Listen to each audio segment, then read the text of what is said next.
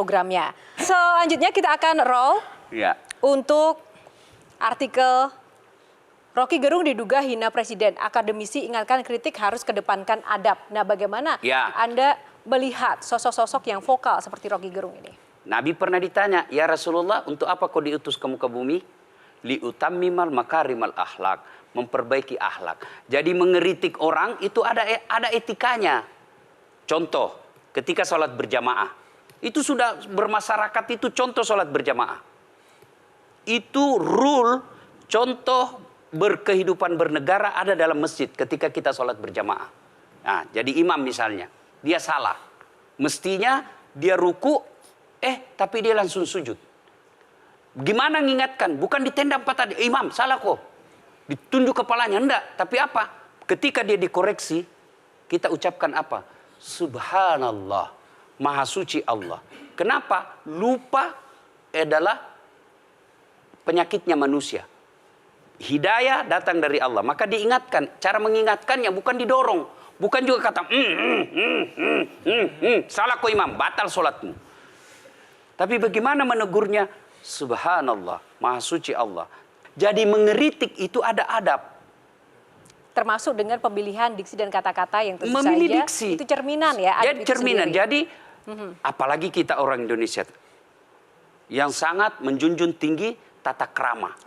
Nah, ketika mengeritik seseorang, bisa jadi dia mau terima itu ketika kita sampaikan dengan baik. Mas Adi Alawi, dulu ada tanggapan nggak? Banyak sekali para penceramah menyampaikan pesan komunikasinya itu dengan keras, Ustadz ya. Tetapi kalau saya perhatikan Ustadz ini kan banyak bercandanya nih. Banyak bercandanya dan bahkan kalau misalnya Ustadz diundang di Angkatan, di TNI, kemudian juga di Polri, Ustadz tidak segan-segan juga mengkritik pengundangnya.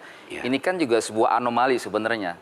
Dan mereka seringkali juga repeat order ya, selalu mengundang. Apakah pesan yang Ustadz sampaikan tidak kena ke mereka? Karena kan prinsip dari dakwah kan amar ma'ruf nahi mungkar. Ya.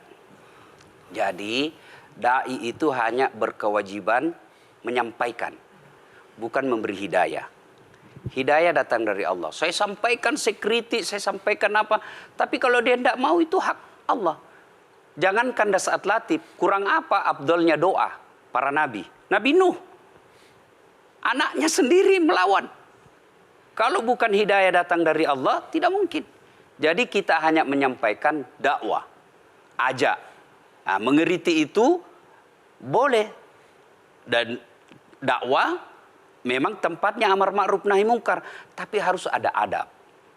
Nah, orang soal ketawa-ketawa, itulah bedanya humor dengan lawak. Humor itu membuat orang ketawa tapi ada ilmu di dalamnya, ada koreksi di dalamnya. Lawak yang penting ketawa, ada pesan moralnya atau tidak ada urusan. Itu bedanya, lawak dengan humor. Maka humor saya itu mengeritik, misalnya mengeritik istri-istri cerewet. Itu kan yang viral itu yang dia dorong istrinya ke sumur. Ya kan? Ada yang bertanya sama saya, Ustadz, kenapa itu suamiku tidak betah di rumah? Saya takut dia tersinggung ini ibu. Saya ceritalah, ada suami istri suka ngomel istrinya. Suatu ketika suaminya belikan perhiasan. Sudah beli perhiasan, senang lain istrinya. Kata suaminya, dek, kita pergi lihat sumur tua. Pergilah dia lihat sumur tua.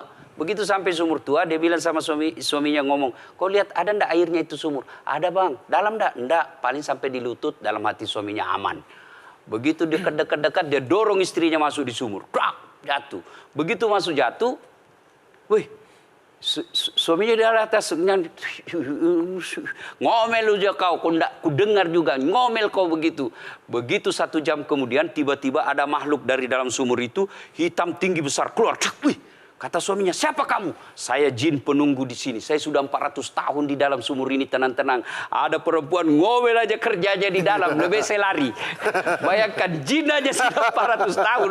Lari dengar ngomel. Makanya ibu-ibu kalau mau tenang suamimu di rumah, jangan suka ngomel. Karena tidak gampang jadi suami.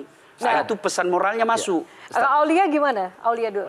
Dan di sini yang saya bingungkan, dakwah Ustadz itu kan seringkali ada cenderung menggunakan bahasa-bahasa sarkas. Sarkasme yang mungkin menggunakan bahasa-bahasa daerah dari bahasa Makassar kali Pak Ustadz ya.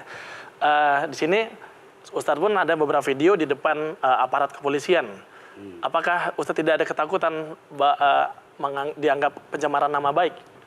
Oh enggak, saya diberitahu sama seorang pakar hukum, selama kau tidak sebut nama, aman.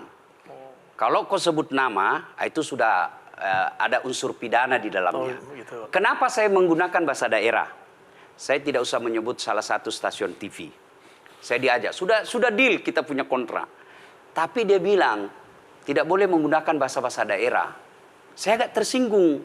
Sebab banyak penceramah lain dari suku lain boleh. Dia pakai bahasa Sunda, dia pakai bahasa Jawa. Kenapa kami dari Sulawesi tidak bisa? Nah, saya bilang inilah Bhinneka Tunggal Ika. Inilah kelebihan bangsa Indonesia. Baik, terima kasih. Dapatkan informasi. Download Metro TV Extend sekarang.